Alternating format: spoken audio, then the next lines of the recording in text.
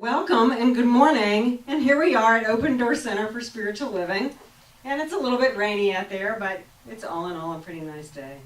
Congratulations for getting up. That's, the option is not always great, okay? And showing up. In the last few weeks or so, this phrase has been running around in my head, creating a world that works for everyone. And so I want to talk today. I actually want to start what is probably going to be a series of talks about what this is, what this means. I think that part of the reason that this comes back to me, and has for a number of years, is that I have not sat with it, and I have not explored it and expanded in my own understanding and mind about what that means. And so let me say a little bit at first about this phrase. We sort of use this here at Open Door as a tagline. If you haven't ever lived in the advertising world, that's the little 4 or 5 or 6 word phrase that entities like Coca-Cola and McDonald's and all those, folks use. Okay, that sort of punches what they're about. Okay, when I came into this movement a number of years ago was the first time that I had heard this, creating a world that works for everyone. But apparently it didn't start here in the world of science of mind. Apparently that goes way back to the 1970s, and a guy by the name of Werner Erhard. Any of you remember Werner Erhard and EST? Well, Werner Erhard was the founder of EST, and I don't know anything about EST except to know that the EST workshops that he facilitated were extremely intense, and that let me tell you about Werner. He's the author of transformational models and applications for individuals, groups, and organizations. So his thing, essentially is to make things more functional, more flyable for everybody. Okay, whether it's an individual, whether it's a group of people, a community, or whether it's an entire organization or a country or something like that. He went on, he developed EST, and then he developed a thing called the Forum, and finally he sold all of that. He's been really controversial. He's gotten in trouble with the IRS and the United States government, and probably some other governments too along the way. He's been a real popular kind of hot number on and off. Finally, he sold all of that, and it is now what they call landmark education, which I don't know anything about, but I know folks who do know something about landmark. I've had people say to me, oh, that's similar, this and such is similar to landmark. So, probably we're in the realm of maybe not kissing cousins, but kissing cousins several cousins removed or whatever that is, okay, when we start thinking about science of mind and some of its principles and what it was that Werner Erhard and some of his products, if you will, were about. So at any rate, he started that thing, the phrase, creating a world that works for everyone. Apparently he was the guy who is given credit for coining that. But of course, when I came into this, I heard that phrase as a part of Science of Mind, and at that time, the community that I came into was a member of what was called United Centers for Spiritual Living. Okay, the phrase creating a world that works for everyone was very commonly married to a thing that was called the Global Heart Vision Statement. And we're going to take a look at that statement here in just a minute. Before we do that, though, we can go to the next slide, Kathy, if you would. And this document, the Global Heart Vision Statement, has kind of been set on the back burner. And to some degree that happened because things progressed.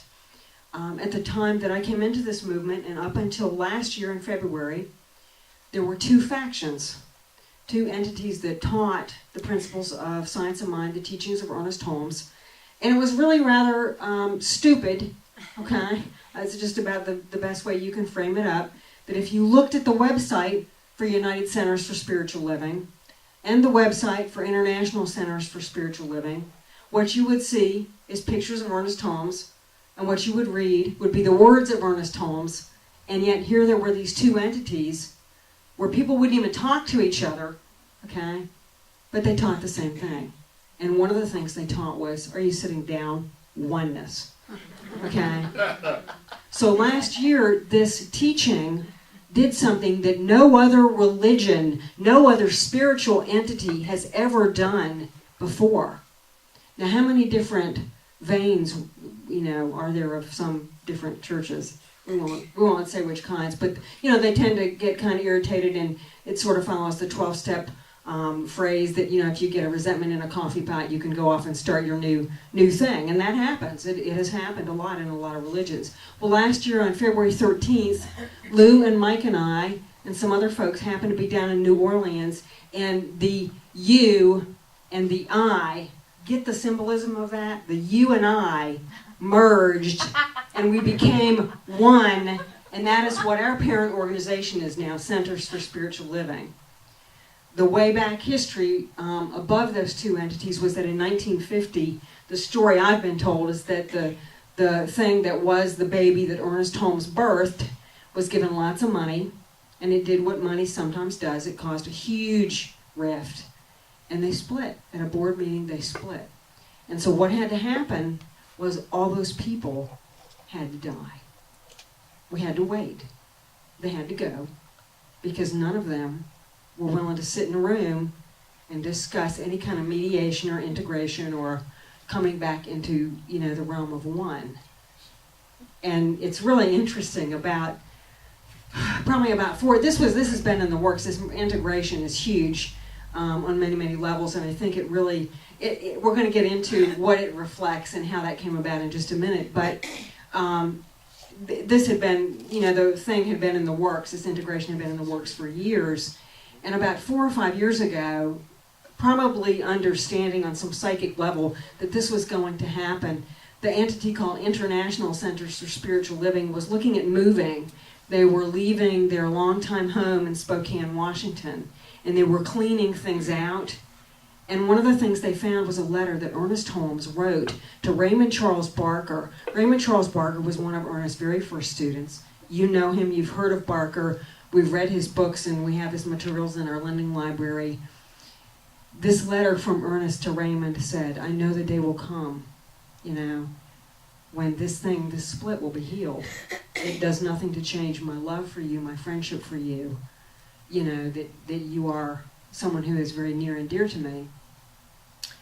And they found that original letter, in Spokane when they were cleaning a couple years ago. So that now lives in the archives and encased in glass, That's what we do with those things Ernest wrote, where we found the original documents. But at any rate, so we have one entity today called Centers for Spiritual Living. And when all of that happened, the thing called Global Heart, which was a creation from United Centers for Spiritual Living, kind of took a back burner. And it isn't on any websites anymore, okay? And, we're always making progress, but sometimes I think we tend to forget that there were incredibly valuable and dynamic things that came at every level and have, even though we may move past them, they continue to have tremendous meaning for us. Let's see here. Where are we going?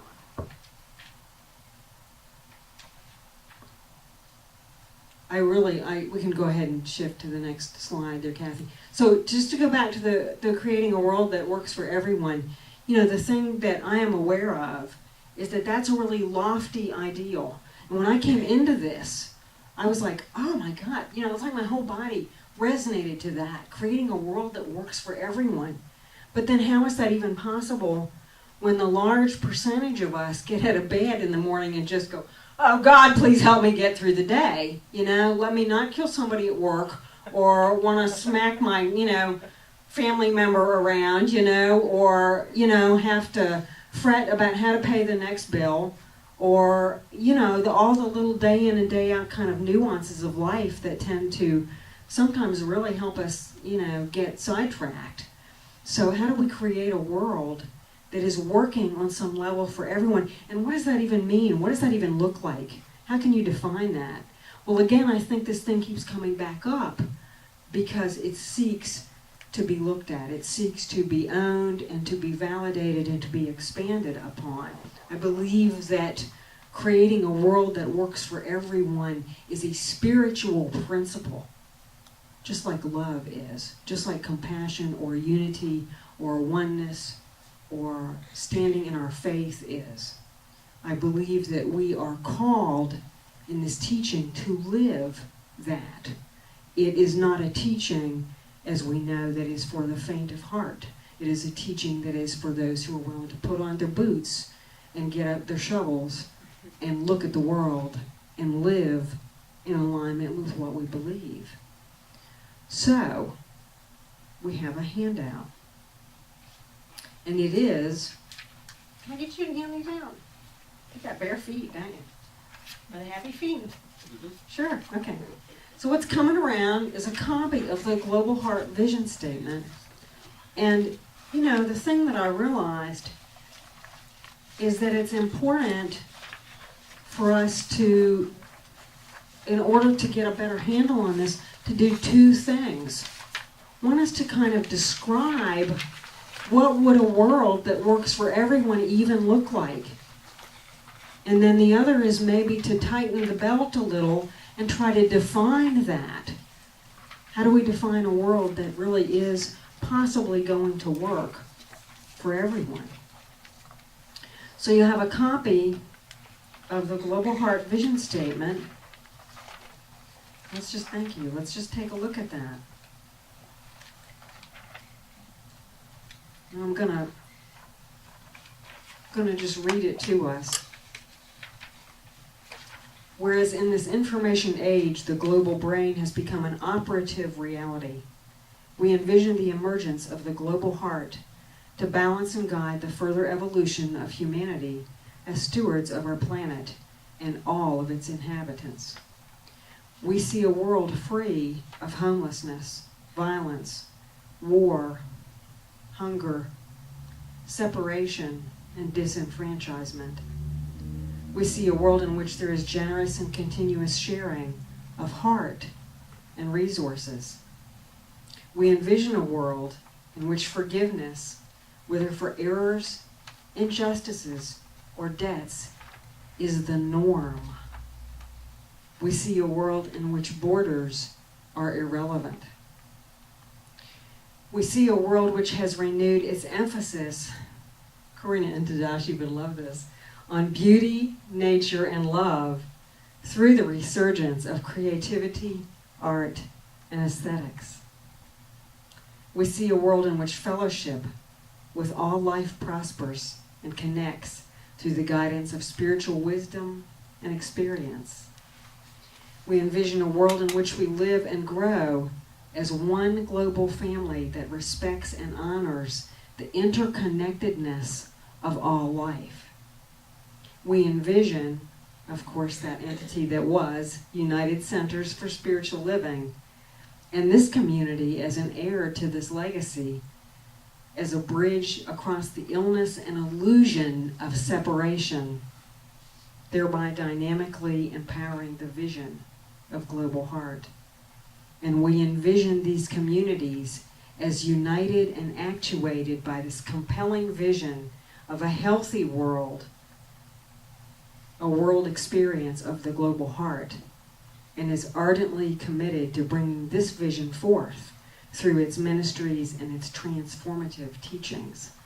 And that, you know, is just really, yeah, it makes me get warm all over, so it's sweet, isn't it? That's really powerful, and to me that's a really good description of what would a world be that looked like it would be working for everyone, okay?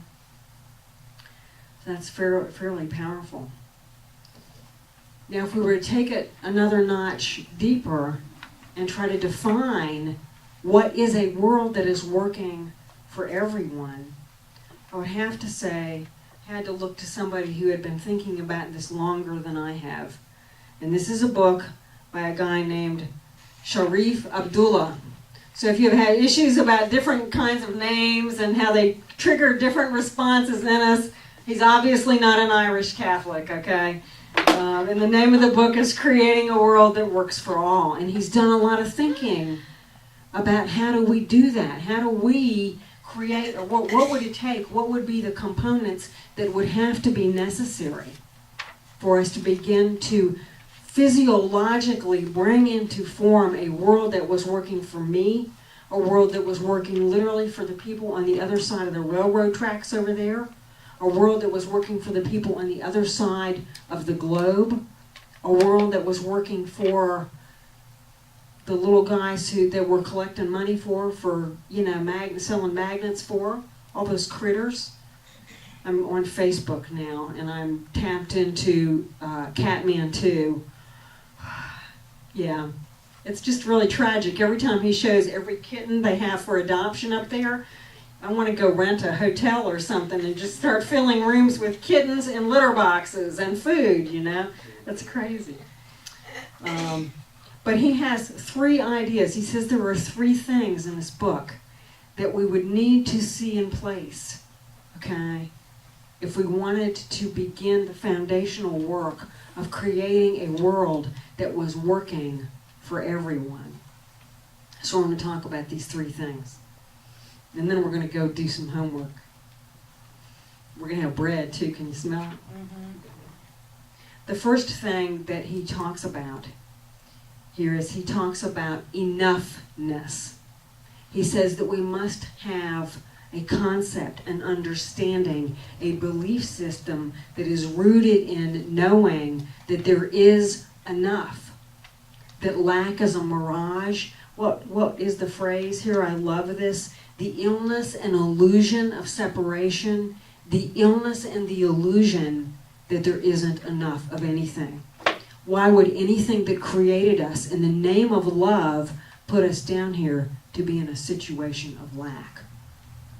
It doesn't wash. It doesn't wash with what feels like the truth in my heart. I don't know about yours. So with enoughness, everyone has enough. Those basic things that every one of us should have, we put them in our Constitution as inalienable rights of critters walking around in a 2-legged body with the name of Homo sapien. Those things have to be present. Let's go ahead and go to the next slide, Kathy. And in a really interesting piece, I love the awareness. This may be kind of hard to see, but I'm going to talk through it, so it will come to you in just a moment anyway. One of the things that I love about Science of Mind is that Ernest Holmes recognized toward the end of his life that this teaching was open at the top, that we would never know everything there ever was to know about ourselves as spiritual beings, as God, as a dynamic being into form, a presence, okay? And so Ernest figured all that out. Well, in another world, in another, not too far away in time, there was a guy by the name of Abraham Maslow. If you haven't read about Maslow, he was an American psychiatrist or psychologist. He was a sweet-looking little Jewish guy who was born in New York and grew up there and ended up out in California like a lot of people do. But he brought us something that is absolutely profound in understanding human nature and how we as not just human beings but spiritual beings, how things to some degree have to be in place for us. This is called Maslow's hierarchy of needs. And I know most of you have been around the self-help world for eons, and you've seen this and you know it, and you could, speak to it, brilliantly. Very simply, Maslow said there are 5 levels, and some models might have a few more, okay? But essentially there are 5 levels of need, and if these aren't addressed in a very concrete and specific kind of pattern, then, we will be hurting, okay? We won't be really complete. The bottom line, the most elemental in nature is the biological needs, things like air, food, drink, shelter, warmth. He has sex on here. I think that's interesting. At any rate, sleep. Sometimes I think I'm defying the reality that we have to have sleep in order to be, perfectly okay. But the point about enoughness is that stuff right there, those very basic things, would be present for every one of us. We would have a place to lay our heads down, every one of us as human beings, every single night, where we knew that we would be safe without intervention or any kind of dilemma in the night. We wouldn't have to worry about bombs going off. We wouldn't have to worry about other horrific seeming kinds of experiences happening. So that would be the norm across not just this land, but every land, everywhere. Everyone, everything, everywhere would have the right to what it needs to eat, the air it needs to breathe, or, if it's water, some of us have gills, right? Birds, okay, everything would have what it would need, the basic elements to exist, okay? And of course, Maslow keeps going. He looks at safety needs, then he looks at the need for connection and love. That can come from a spiritual family, it can come from your neighbors, it can come from your pets, but it's got to come from somewhere. We got to feel connected. That's one of the things I think that has happened for me personally the most since I came into this teaching and really started experiencing and recognizing that God was right here, is that I don't get lonely like I used to get lonely. Because you can't miss God when God is here. Anytime you're lonely, you're just missing yourself. You're missing that deeper thing there. We all have needs for esteem, to do things that are recognized, that we feel are recognized. Sometimes we might call that ego strokes, but ego stuff, can really help us, okay? It doesn't hurt to be petted. It doesn't hurt to have status. It doesn't hurt to have responsibility, to feel like we are worthwhile in what we are doing. And then every one of us has that very top at the triangle there, what is called a need for self-actualization. Am I being, doing, am I what I came here to be? Am I that being? Am I that spiritual stuff presenting in the world the way I came to present? And I think for most of us, many of us, a lot of times we don't even know what that might be. I know for me, I would have told you 10 years ago I knew all about myself. Yeah, right, okay. Yeah, keep coming back is my answer to that, But so that is what enoughness is about. We have not only the immediate basic things there, but we have the connection, we have the love, we have the safety, we have the awareness of our own brilliance, if you will, and the capacity to express that brilliance. Yeah, that's what enoughness is about. Margaret Mead, by the way, said, if you think that there isn't enough, Margaret Mead made a comment that we should never doubt that a small group of thoughtful, committed citizens can change the world. Indeed, it is the only thing that ever has. How much would this community, how many of us are there here today, 15, 18? What if you sat down for 15 minutes every day and basked in a state of enoughness? And just allowed that bomb to move through yourself, through your being, through your physical awareness, through your heart, through your soul, and just felt how good that felt. Do you get how much we can change the community just by a small group of thoughtful, concerned citizens? Yeah, it's really pretty incredible. Yeah. So there's a lot to be said for that. The second thing he saw, Sharif saw as a, means we can keep going, Kathy, thank you. The second thing he saw was what he referred to as exchangeability. What? Yeah, that's kind of what I said too. And here's the way he portrays that. It's kind of through a story, okay? One of us might be a princess, and one of us might be a servant, okay?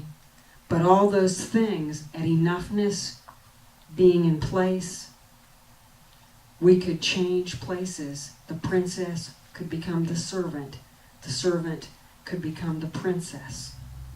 And all their basic human needs would still be complete, okay? Including, remember those higher things for esteem, okay? I think a lot of times we think, well, if I'm going to be the servant in that picture, my esteem needs aren't going to get met, or I'm really not going to be self-actualizing the way I could be. And I don't know about you guys, but I've had like 17 freaking careers, okay? There's a reason for that, you know? It's not just because they keep kicking me out. No, I haven't ever been kicked out of any field. Except for when I was fired at 16 from Ingalls, and that's a whole other talk. We won't go there today. That was a long time ago, you know. They lost, and I know, okay? So at any rate, I did unemployment claims for probably 15 people from the same place when I worked at Employment Security Commission years ago in the same county. So you know it always comes back, right? It's pretty interesting. But what is exchangeability? Exchangeability is that if you are the princess, you could become the servant. And all those needs, all that incredible basic stuff, the food, the shelter, the safety, the love, the commitment, the connection, the wholeness, the intrinsic yesness of who and what we are would still be there, it would still be present. There wouldn't be any way that could be taken away from you. You might not, if you were the princess, you might not want to become no servant, okay? But you wouldn't lose anything in the process. You wouldn't lose any dignity. You wouldn't lose any love. You wouldn't lose sleep. You know, you wouldn't be called to do things you hated to do, okay? Yeah. So that's what exchangeability is about. And then the third one he talks about, and I really think this is amazing, is what is called common benefit. And the best way that I can describe that is to go back again and look at the princess and look at the servant. If you've ever watched, Mike and I watched all 3 years, is it 2 years or 3 years, of Downton Abbey in like 2 weeks this year when we finally discovered it. You know, I'm an addict, okay, to the dying breath, right? I am, you know, we got to watch it every night. I'm like, is it turned on yet? Quick, is it going to play? Yeah. Okay. And if you watch that show, if you don't know about Downton Abbey, it is about people in like the 1920s in England. And it's about the radical social change that happened. And what you had was a rich class of people who, pardon me, couldn't wipe their own you-know-whats. They couldn't have heated water if their lives depended on it. And the world was changing. The world was at war. You know, the people who were servants were going off to war and getting killed. The whole class structure was in huge upheaval, okay? What common benefit means is that those people, before the change in society that happened at that time, those people that were living those lives of the rich and famous, okay, that had the incredible outfits, and that, you know, they dressed for breakfast, and then they dressed for lunch, and then they dressed for tea, and then they dressed for dinner, and then they dressed for bed. I'm like, you know, get over it, okay? You know, how do you do all that laundry? You know, you have somebody to do it, right? Okay, that's it. That's what common benefit is about. All those rich people needed people to do all that laundry. And all those people that they employed, they needed someone, they needed a place to work, they needed an income, they needed a viable way to being, you know, to existing, okay? They needed a salary, they needed a consistent paycheck. There's places in that same movie, in that same series, where the rich and famous say to each other, what's going to happen if we don't have the money to take care of all these people that live with us? They aren't family. They're our servants.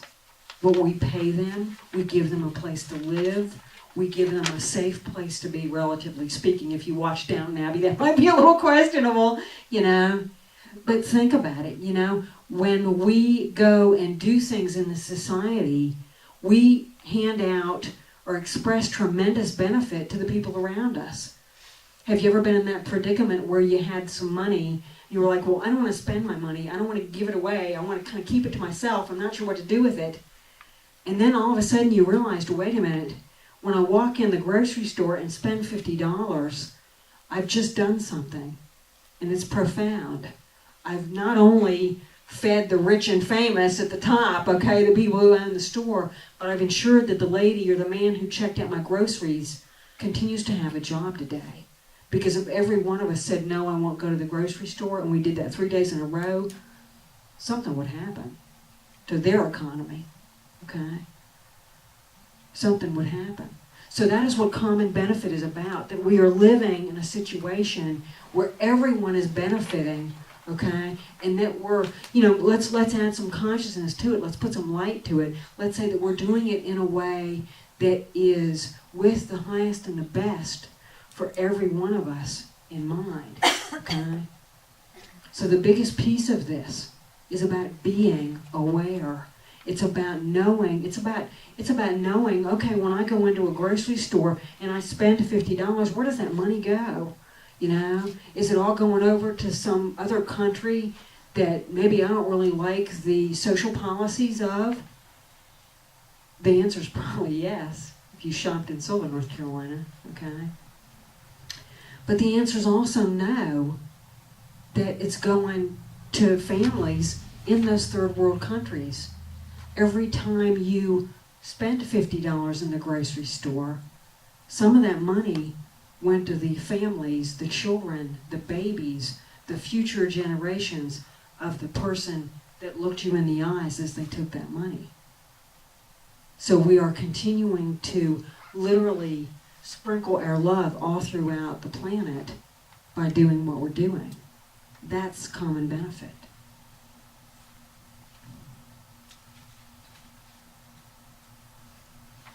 Okay, does that kind of concretize a little bit what creating a world that works for everyone is about? Yeah, sort of, maybe not. Okay, whatever. Well, when this goes on YouTube, you can watch it again. And I don't know when that'll be. It probably might not be too soon. But in the meantime, here's a suggestion. Because like I said earlier, I think this is going to be a series of talks. There's enough information in this book for us to think about this for a long time. And really align ourselves, not just as a community, but as components of the community, as entities, as spiritual beings, as individuals, in how do I consciously create a world that is working for my brothers, for my sisters, for my sons, for my daughters, for my comrades with fur and wings and gills and feathers? How do I do that? So on the back of what you've got there is a little homework assignment, okay? Let me get mine flipped over here. How do we actively demonstrate a spiritual principle that we would call creating a world that worked for everyone? We're all doing this every day, guys. But very often we move through our lives from a place of kind of functioning on default. We're really not aware totally of the impact of what we are doing.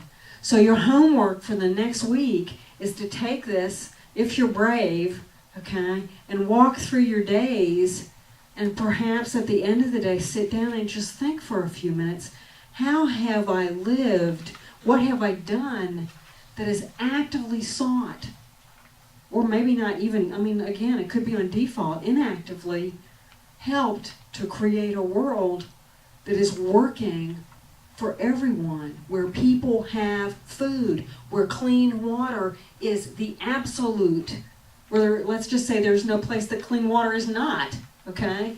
Where things like appropriate care for pets and the ecology and our planet are the norm. How do we do that? And let's just begin what we're going to do. My challenge to you is make notes at the end of every day about how you do this. And if you want, where you see that maybe your actions kind of went in the other direction, because we all do that too. Okay? It's very easy to. And bring that back next week. And let's make a list of how we are working individually, as a group, as a small group of concerned, thoughtful citizens, to create a world that is working better for every one of us. Is that a challenge you would accept? Yeah? Stacy said yes. Cool. That means you got to come back next week too, don't you, to find out the other half of the story, you know? The whole thing that I am aware of here, gosh, is that it's just such a deep subject. I got up this morning and I was piddling around online looking at things before I was working on my talk, and of course, all of the headlines right now, all of it, everything that came up on Facebook and on AOL, everywhere, it's all about the Zimmerman-Martin trial. Yeah. How does that wash with creating a world that works for every one of us? And somehow it does. It does, and I'll tell you how, okay? This world is hot-wired to work for us. This world is programmed to work for us. It can't not work. And the reason it can't not work is the most basic teaching that we have in science of mind. It is called cause and effect. And I don't care what George Zimmerman did, or what Trayvon didn't do, or what OJ did, or what Hitler did, okay? The bottom line is cause and effect is always at play. And, you know, when it comes down to looking at ourselves, it comes down to looking at ourselves. Some teachings call that Judgment Day. We could call it karma. We could call it cause and effect. But how we live is what will come back to us. We know that in this teaching. We don't have to be in different situations judge, jury, and executioner, because the universe does that for us. Spiritual law is immutable. It can't go away, it won't go away, and you can't bend it or break it. Human law, human courts, human minds, yeah, maybe, but not so much with spiritual law. It is. Yeah. So think about how we create a world that works for everyone.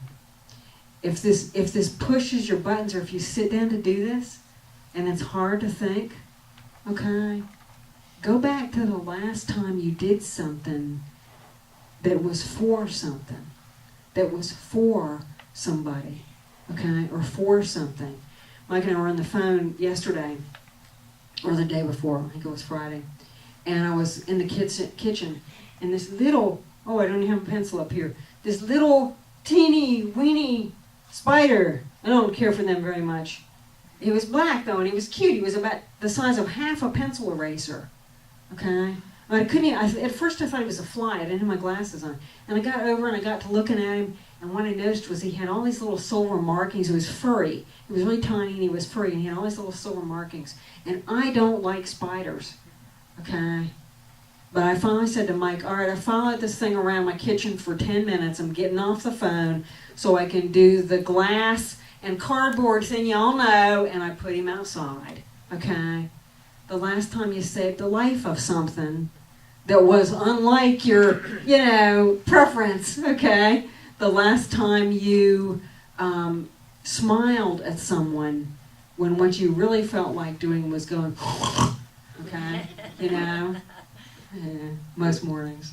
So, yeah. So think about that and put down what comes to you in how you are creating, how we are, not just as individuals, but as a group, as a community, as a center here in the mountains of Western North Carolina, and as beings on this amazing, precious planet Earth. How are you creating that world that works for everyone? Because it really does matter how we live. I love you. Thank you.